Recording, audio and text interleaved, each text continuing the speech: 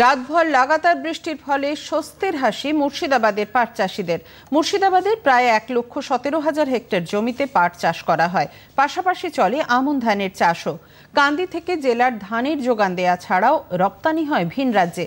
পাশাপাশি এই বৃষ্টি স্বস্তি এনে দিয়েছে সবজি চাষিদেরও। জেলার কান্দি, নবগ্রাম, সাগরদিঘির মতো ব্লকগুলিতে এবার ধান, আলু সহ সবজি চাষও বেশ ভালোই হবে বলে মনে করছেন চাষিরা।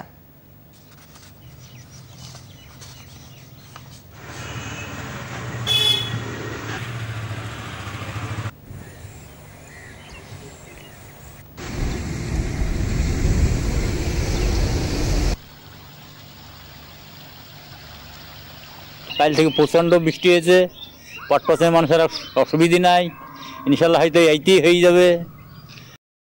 আকাশে মেঘ আছে, আরো বৃষ্টি হবে আশা করছি।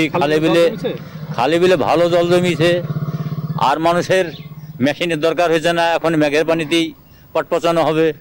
যে গত রাত্রে থেকে যে বৃষ্টিটা হয়েছে তাতে আমাদের চাষের পক্ষে ষোলো না সুবিধা।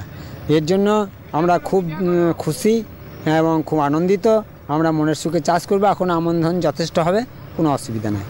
এই জলটা পাগরে লোক কেন্দ্রিয়েছিল, জল পাগরে এই জলটা হওয়াতে এত সুবিধা হয়ে গেছে, লোককে এবার সবাই পুঁততে পারবে। লোক বই কলতা করে বেড়াইছিল জল পাগরে।